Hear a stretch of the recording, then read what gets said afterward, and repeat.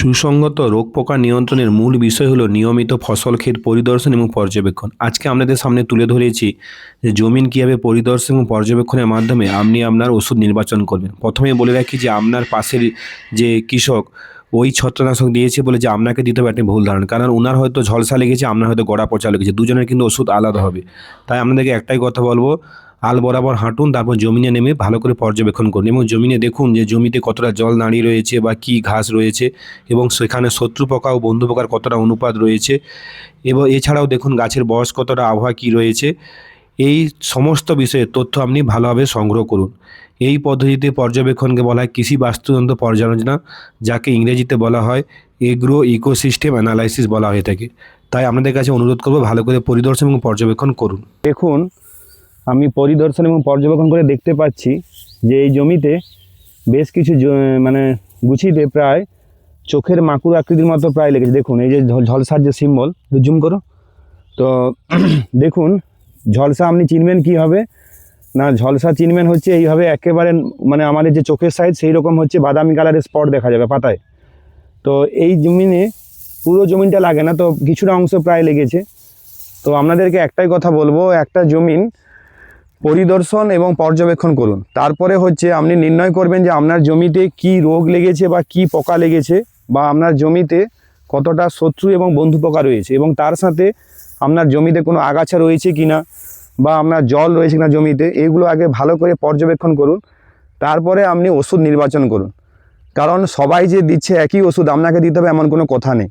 আগে আপনার জমিন দেখুন, যে জমিনের যে পাতা, একটা কথা মনে রাখতে হবে, গাছ কিন্তু কথা বলে না, গাছ বোবা। সেই জন্য কিন্তু গাছ তার যে খাদ্যের পুষ্টিমূলের অভাব বা হচ্ছে রোগের যে চিহ্ন, সে কিন্তু এই পাতাতেই দেখায় এবং সেই পাতা দেখে কিন্তু আমাকে চিহ্নিত করতে হবে যে গাছ কী চায়, তাকে পুষ্টিমূলের অভাব দেখা দিচ্ছে না রোগ দেখা দিয়েছে, সেটা কিন্তু এই পাতা দেখে চিহ্নিত করতে হবে বা আপনার কাণ্ড দেখে।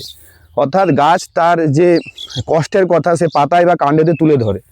সেই জন্য আগে আমাকে জমিতে নামতে হবে এবং জমি নেমে একেবারে গোড়া পর্যন্ত দেখতে হবে, কারণ এখন গাছের বয়স প্রায় 80-90 দিন গাছের বয়স এবং এর কিছুদিন পরে কিন্তু আপনার শোষক পোকার উপদ্রব বাড়বে। এবং শোষক পোকা কোথায় লাগে না আপনার হচ্ছে এবং নিচু বরাবর, কাণ্ডের নিচু বরাবর কিন্তু শোষক পোকা লাগে। ভালো করে জল দেখতে হবে যে এখানে শোষক পোকা আপনার বসেছে কিনা। এইটা দেখার পরে তারপরে আপনি বিবেচনা করতে হবে যে আপনার জমিতে কি আপনি পোকার ওষুধ দেবেন এবং কি রোগের ওষুধ দেবেন, সেটা আপনি নির্বাচন করবেন।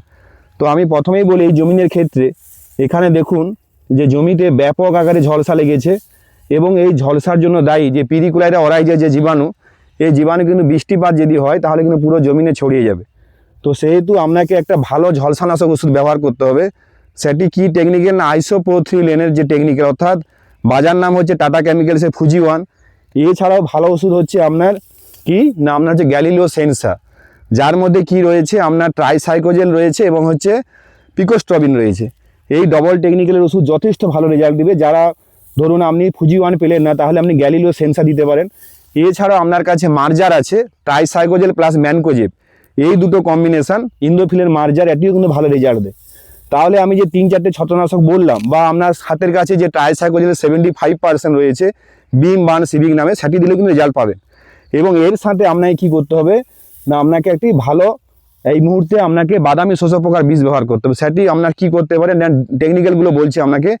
ডিনোটোফুরান বলে যে টেকনিক্যাল রয়েছে, বাজার নাম হচ্ছে টোকেন ওসিন, বা আপনার হচ্ছে পাইমেট্রিজিন গ্রুপের যে টেকনিক্যাল, বাজার নাম হচ্ছে চেস সিনজেন্টা, সেইগুলো কিন্তু ব্যবহার করবেন, রেজাল্ট পাবেন।